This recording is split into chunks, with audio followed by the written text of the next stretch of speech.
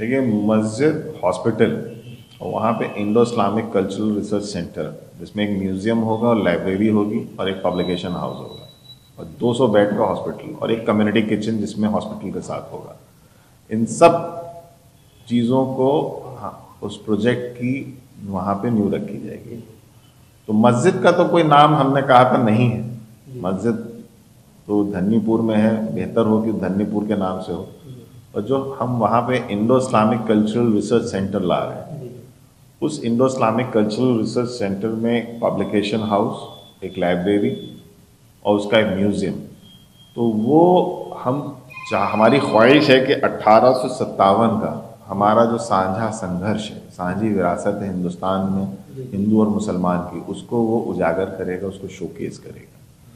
तो फैज़ाबाद अयोध्या की सरजमी के अहमदुल्ला शाह थे, एक तजवीज़ आई थी ट्रस्ट में कि वो एक वहाँ के बड़े बुजुर्ग हैं मौलवी अहमदुल्ला शाह, उन्होंने इस पूरे अवध में बहुत उस 1857 की लड़ाई में पेश थे, ख़ासतौर से नाना साहेब, तांतिया तोपे उनके साथ।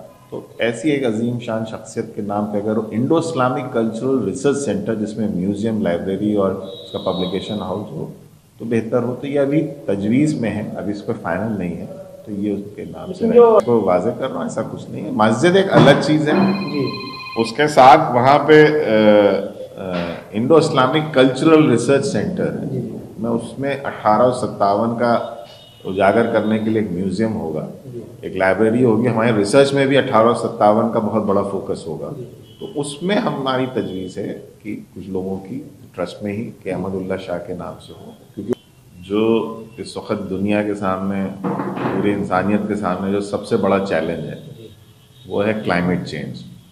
उसको कैसे पब्लिक डिस्कोर्स में लाना और आवाम तक उसके लिए जागरूकता पैदा करना। तो धन्नीपुर जो मस्जिद है वो ज़ीरो एनर्जी मॉस्क, मतलब वहाँ पे सोलर, जो हमारे आर्किटेक्ट साहब ने पहले भी कहा कि सोलर पैनल से उसको वो किया जाएगा।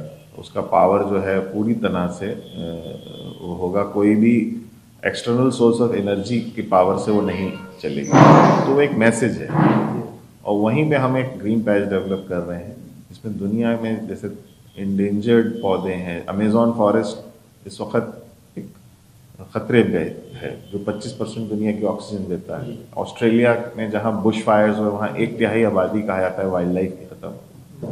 ऐसे हिंदुस्तान के तमाम ऐसे इलाके हैं, western Ghats, eastern Ghats, north east, जहाँ के जंगल खतरे में, तो उनको हम यहाँ पे लगा के जो उग पाएंगे फैज़ाबाद की सरजमीन पे, ऐसे पौधे यहाँ, और यहाँ के लोकल जो फल देने वाले पौधे हैं, आम, अमरूद, और जो छाया देते हैं, नीम है, वो तमाम ऐसे पौधों को लगाया जाएगा।